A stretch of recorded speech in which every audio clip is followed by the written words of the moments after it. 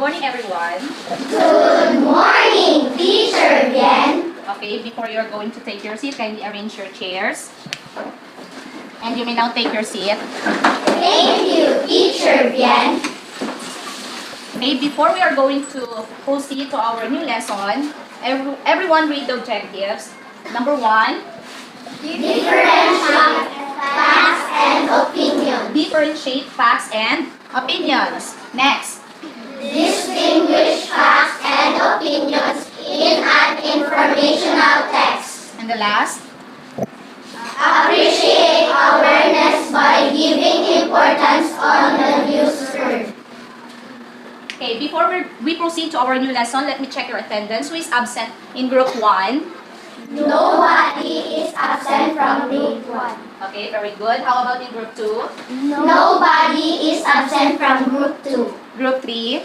Nobody is absent from group 3. Okay, we will recap our last lesson for the past days. What is our last lesson last week? Yes. Facts and opinions. Okay, facts and opinion. So now let us deepen more. What is facts and opinion? For our first activity, I will be giving you a piece of paper in each group, and I would like you to discuss in it what is that sentences all about.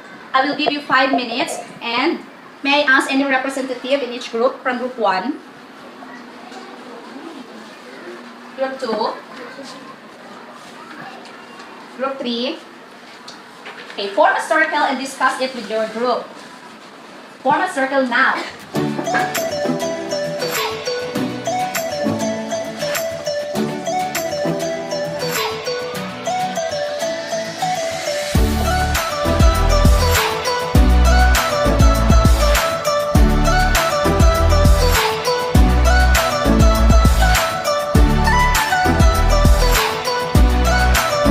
Okay, are you all done?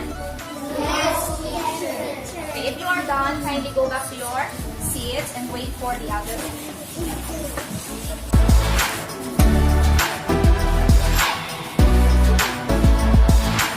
Okay, let's move on. May I call any representative of the group 1 to report the given sheet of paper? Anyone?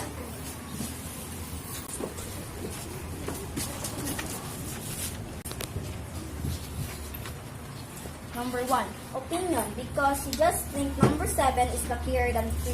What is the sentence in number 1? Number 1, the number 7 is luckier than number 8. What is your observation? Opinion, because you just think number 7 is luckier than 3. Number 2, mango is a fruit. Fact, because it is a real mango is a fruit. Okay, very good. Let's give group number 1 claps. How about in number 2 or group 2? Good morning everyone, and this is the presentation of group 2. Number 1 is a fact, because all fishes do swim in the water. And number 2, it's an opinion, because not all men love dogs. Okay, very good. Let's give them a round of applause. Your answers, fact and opinion. How about in number or group 3? Group 3, what are your observations and the sentences in the paper? Group 3, presentation. Blue is the prettiest color. Opinion, because not all likes blue color. Tuesday comes after Monday. Fact, because you can see it in the calendar. Okay, let's give a round of applause to group 3. All your answers are correct. So what do you think is our lesson this morning? Yes. About fact and opinion. About fact and opinion. You can still recall if what is fact and opinion. What makes them different? Yes. Is fact can be proven. Fact can be proven. And what our basis that fact can be proven? What are our bases? We need to say true. say true. What else? Yes. You can search it in the computer, and aside from the computer, what additional resources we are going to research if the statement is fact? Yes, Audrey? You can see it in the book. Very good. You can see it in the book. So how about opinion? Yes. Just thinks or just feel. You just, or it's just a feeling, it's just a thinking, and it can't be? Yes, it can be proven true. So now, let's move on. Let us listen for the video presentation carefully.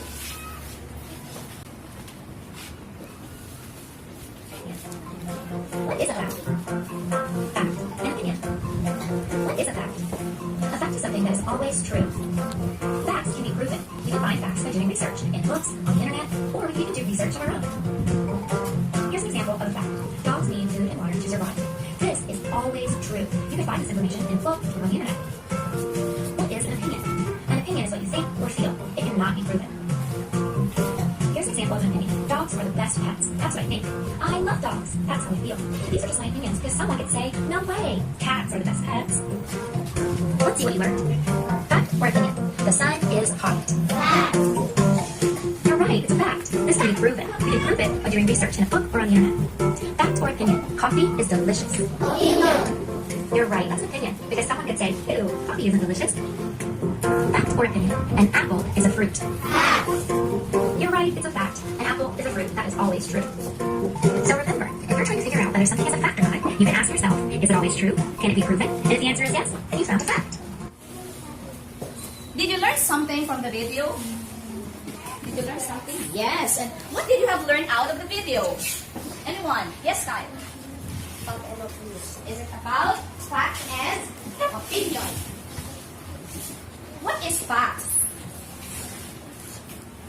Something that can be proven. It is something can be proven. So everybody read fact. Fact. Something that can be proven true. It can be verified by evidence and it's provable. Those are statements that can be proven by reliable authority or information such as based on statistics, scientific law, research, and history books. Yes. For example, Gloria Macapagal Arroyo is the former president of the Philippines. Why do we call it a fact? Why do we call it a fact? Yes. Because it is true. Because it is true. And what else? Because it is proven. Because it is proven. And where do we find it? Where can we see it or where can we read it? From a book. From a book. So specifically from the history books. Another. So what is opinion from the video? What is your idea? Something that cannot be proven. Something that cannot be proven. What else? Based from the video. Audrey. Something that you feel or think. Very good. Something that you feel or think. So everybody read. Opinion. Opinion. Something which can be proven true. They are based on someone's thoughts, feelings, and understanding. So for example, President Duterte is the best president. Do you agree? No. No? Because it is not proven true. Someone says that President Duterte is the best president, and someone would tell us that he is not the best president. So, let us analyze, or words that are signifying an opinion are maybe. It tells us an opinion when you say maybe, perhaps, best words, or others have suggested or subjected words. Okay, next. Give me a fact on that picture. Anyone? That is a bicycle. What is the fact in that bicycle? It had 2 wheels. It has 2 wheels. Right. Very good. What else? And it had a pedal. Very good. It has a pedals. Yes. It had a jerk. Very good. Another. It has a handlebar. Very good. Do you have any observation? It had a chain. Okay. It has a chain. Do you have any answers? Yes, Kai? Brake. It has a brake. Okay, addition. It had propeller. Okay, very good. Next. What is that? Give me an opinion about cookies. Your opinion. It is yummy. It is yummy. Is it yummy for you? No. Okay, somebody will tell us no and somebody will tell us yes. Give me another opinion. It is sweet. It is sweet. Is it really sweet? No. Okay, what else? It is delicious. Are you agree or do you agree? It is delicious. Okay. Now, give examples of fact statements aside from that picture. Give me a fact statement from group 1. Group 2. Group 3. Cookies are, the cookie is brown. Give me fact opinion aside from the picture, okay? Yes. Bird is flying. The bird is flying. Is it proven true? Yes. Okay, the bird is flying. What else? The sun is hot. The sun is hot. Do you agree? Yes. What else? I need one more example of fact statement. The bicycle is running. A bicycle is running. Do you agree that it's a fact statement? Yes. Okay. Yes. Give me an opinion statement. Human is flying. The human is flying. Is it an opinion? Is that what you feel? Is that what you think? Is that what you think that the human is flying? Yes.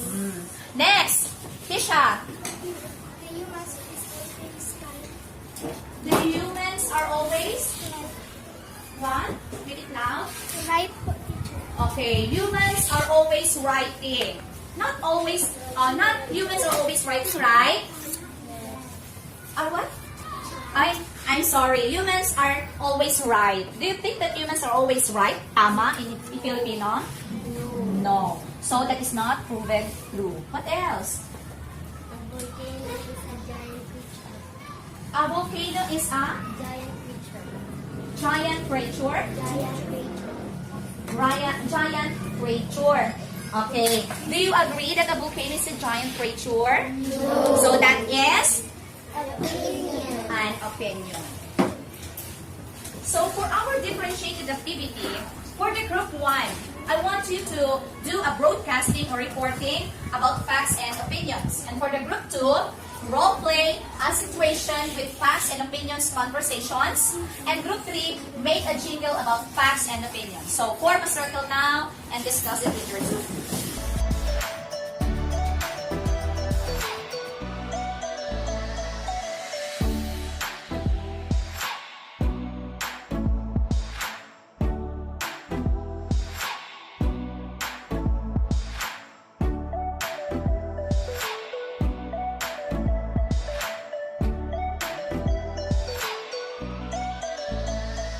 Okay, let's welcome the group 1 presenter, the broadcasters. Good morning, everyone. It's the News Patrol. Let's start from Marian Habate and Jamela Paticar. There was a kid who died because of the Momo Challenge on January 16, 2019 in Manila at 8 p.m. in the evening. I think Momo is a chicken and she's not scary, and I think it is a hearsay. Okay, let's give them a round of applause. Okay, for the group 1, what part of their broadcasting that tells us about facts? Yes, There was a kid who died because of the Momo Challenge. very good. What talks about opinion? I want another hand from this group. What is that opinion in your broadcasting? Yes. It's the one that I think that Momo is a chicken.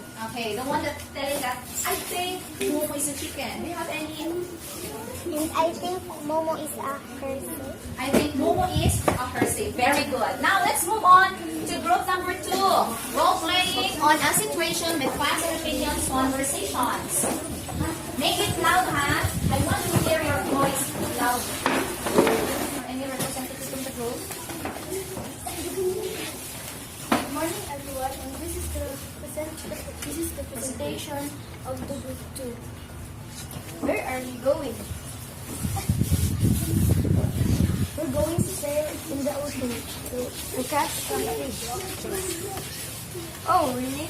Think when fishes are delicious, what are we going to use for it? A boat. Is there many fishes in the ocean? Yes, there are many fishes in the oceans. That's why in the ocean, fishes. Make it loud. Okay. Okay, let's give them a round of applause.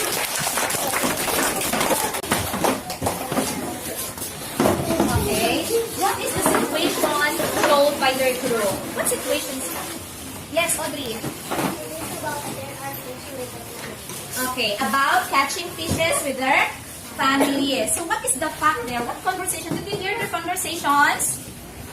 Did you hear their conversations? Yes. So what is the fact?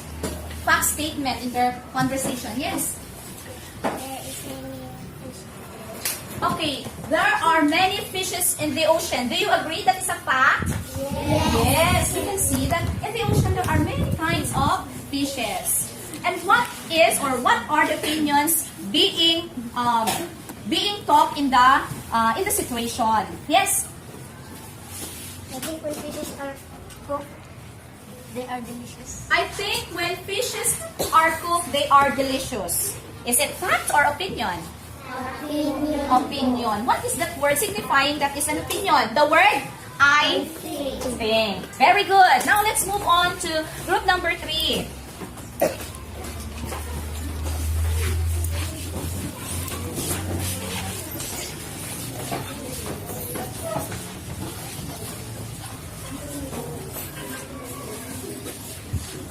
Take it closer. Good morning, everyone. This is our jingle.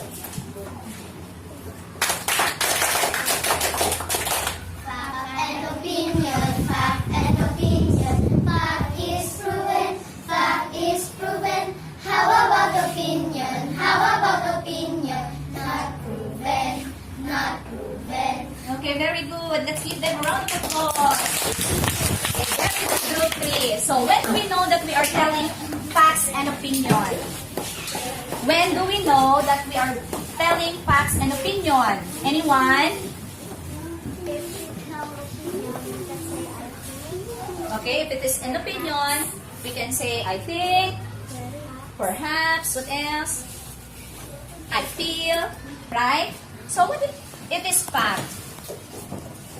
When do we know that we are telling facts? We can say it is true. We can say it is true. Okay, for additional information, in order for us to distinguish facts from opinion, we need to listen analytically. We keep our mind open. When we say keeping our mind open, what does it mean? We are getting new, okay, we are getting new information. It is very important that we need to know all the facts we are giving before we are giving any opinions or making judgment. So next, what is that number 2? Stay focused. Okay, we need to stay focused. We need to stay focused so that we can get the key points of the statement. And number 3, everybody read number 3. Identify the purpose and main idea of the topic. Okay, we need to identify the main purpose. It is important to listen carefully so that we will get the main purpose of the speaker. Okay, did you understand? Yes. Did you understand? Yes, Okay. teacher. Next, for our individual practice, raise your hand if you agree on the statement, meaning to say that the statement is a fact. And if not, put your 2 hands crossed in your body, signifying that your answer is an opinion.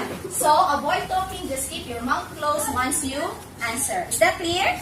Yes, teacher. Number 1, there are 7 days in a week. Anyone? So your answer is? Your answer is fact. So you are all correct. So number 2, spiders are very scary. Your answer is? What is that? Opinion. Correct. Number 3, the earth rotates around the sun. Okay, that is fact. That is good and true. Number 4, parrots are prettier birds than eagles. That is? Opinion. Opinion. Very good. Number 5, violin is a string instrument. That is fact. Very good. So for question, what helped you to get all the answers correct? What helped you to get all the answers correct? What did you do? Listen Listen carefully and listen analytically. So, is it really a need to know facts and opinions in our everyday conversations? Is it really a need to know facts and opinions in our everyday conversations? Yes or no? Yes. What if there is a newscaster and he stated in the television about an opinion and you heard that and you consider that it is a fact and then you tell it to your neighbor and you tell it that it is a fact and your neighbor became curious and reached into the internet and found out that your news is not a fact. So what will be her or his conclusion? What will be the effect if you relay not fact information? He will go to jail. You will conclude that you are a liar. Very good. Maybe next time if you have a news and relay it to your neighbor again, maybe she will not what? Listen to you or believe you anymore because you are a liar. So you need to listen carefully and analytically. So for our generalization, anyone can explain to us the difference between facts and opinion?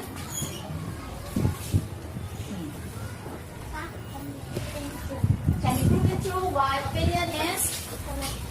Okay, cannot be proven. Do you usually watch television or listen to a radio when you want to be updated with the current news? Yes. And are you aware that some of these news are fact and some are just an opinion based on their source? Yes. So how is it important to know how to distinguish fact from opinion based from what he or she just heard? Why is it important to know? Any one of you? Why is it important to know how to distinguish fact from opinion? Audrey. So that you can use it for your language. Why is it important? So that we can interpret what? Information correctly. It is important to know facts and opinions so that we can interpret it to others about the information correctly. Do you have any ideas? Why is it important to know facts and opinion? Hello, grade 4. Hi. Do you have any ideas? Okay, now let's move on. Number 5. Again, my question. What will be the effect if we get wrong information? Audrey again. Some neighbors don't believe in me. Some will be or don't believe in you. What else? Some will call you Liar. liar. What else? What will be the effect if you get wrong information? Some will tell you a liar, some will not believe in you, and Audrey again. Some will not trust you anymore. Very good. Some will not trust you anymore. Okay, for our evaluation, I have here a paper. Okay. Listen carefully to the selection before you answer the questions 1 to 5. And then still, you have to write fact or opinion on the space provided before the number. Is that clear? Yes. Okay.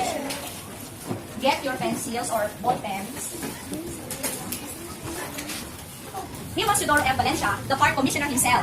He was in charge of Rizal Park, and it was he who managed to make the park one of the most beautiful parks of its kind in the world.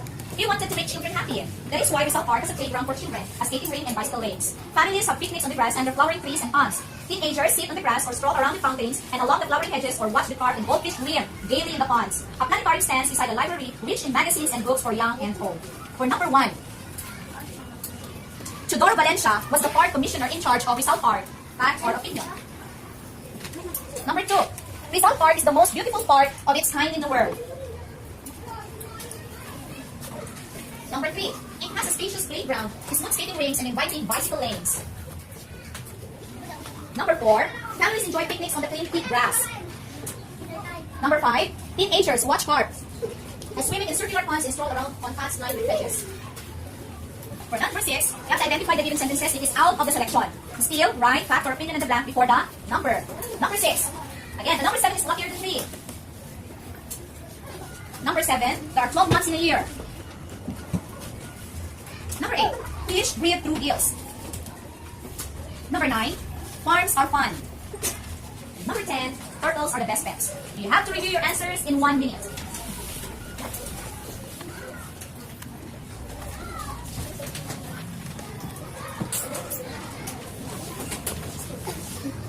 Okay, pass your papers in front. Let's stand, and you will check here.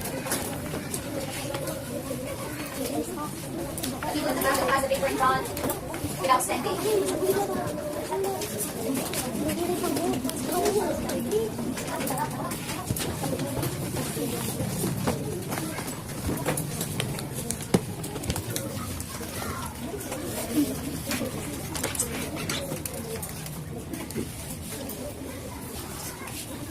Get one, then pass.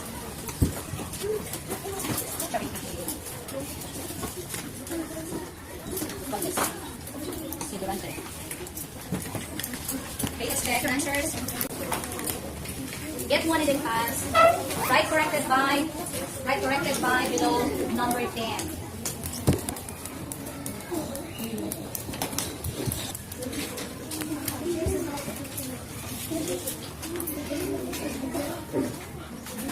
Okay, for number 1, everybody read number 1. Number 1, everybody read. Commissioner in charge of Rizal Park. What is the answer? Pineapple. Let's see. Okay, that is fact. Okay, number 2, everybody read. Rizal Park is the most beautiful park of its kind in the world. What is the answer? Anyone? Opinion? Okay, correct. Opinion. Number 3, everybody read number 3. Say it loud. It has a spacious playground, smooth skating rinks, and inviting bicycle lanes. What is the answer? Fact. Correct. Next, number 4.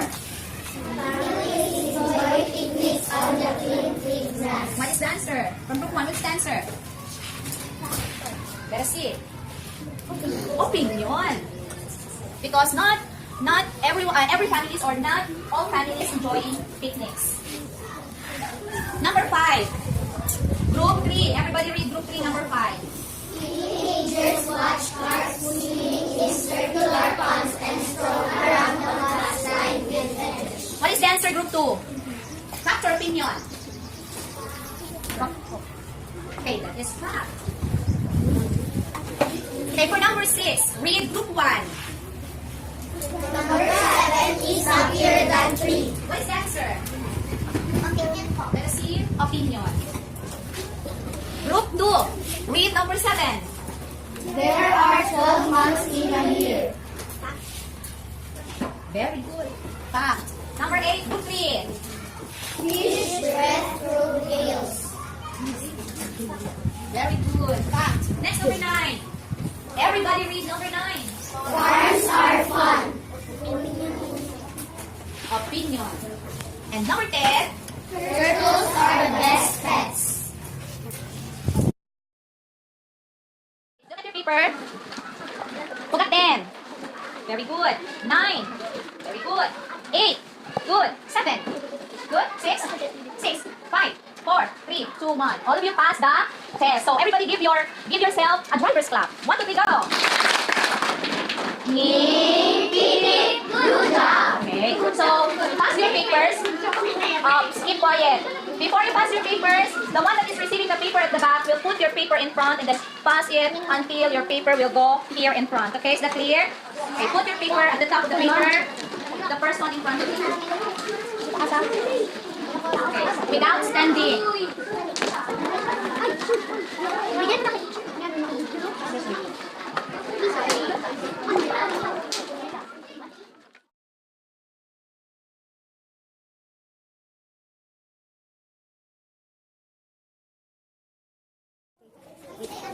Congratulations. What do you think makes you successful in achieving your objective? For the active participation of my pupils, it makes my teaching very interesting. Your secret? My secret is that maybe classroom management, setting them for setting the goal before having our lesson proper. In my observation, what makes you rapport with the pupils or learners in close relationship is your eye contact, and keep inside them, and your approach to go near them. And that is what I so think. So, in addition to that, move on. Your presentation is clear. You have really digested your lesson before presenting, and you are excellent. Thank you, ma'am. Use it for the glory.